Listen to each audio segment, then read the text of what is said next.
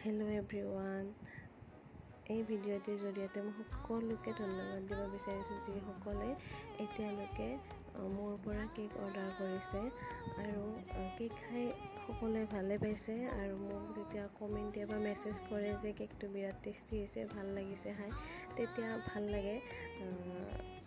এই ভিডিঅ'টো মই এই কাৰণতে বনালোঁ যে মোক বহুতে সুধি থাকে, তুমি কেক বনোৱা ক'ত শিকিছিলা, কেক বনোৱা শিকাবা নেকি, শিকিব বিচাৰে তেনেকুৱাকৈ। সেইকাৰণে মই এই ভিডিঅ'টি বনালোঁ। আচলতে মই কেতিয়াও ভিডিঅ' এনেকুৱাকৈ ফেচবুকত দি পোৱা নাই।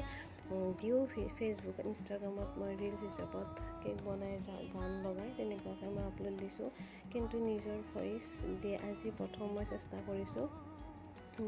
কেক বনোৱা আচলতে মই ক'তো শিকা নাছিলোঁ, কোনো বেকিং মই ক্লাছ লোৱা নাই।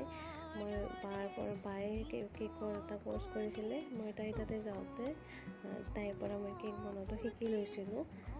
তেনেকুৱাকৈ মই তাইৰ মতে, তাই কোৱা ধৰণে মই ফ্লিপকাৰ্টৰ পৰা কেকৰ যিবিলাক সঁজুলি লাগে সেইবিলাক মই অৰ্ডাৰ কৰি লৈ ঘৰতে কেক বনোৱাটো মই কেক বনোৱা জাৰ্নিটো মোৰ ষ্টাৰ্ট হৈছিলে। তাৰপিছতে কেক বনোৱা শিকোৱা কথাটো যিসকলে সুধিছে, মই তেখেতসকলক ক'ব বিচাৰিছোঁ যে মই কেক বনোৱা এতিয়ালৈকে শিকোৱা নাই।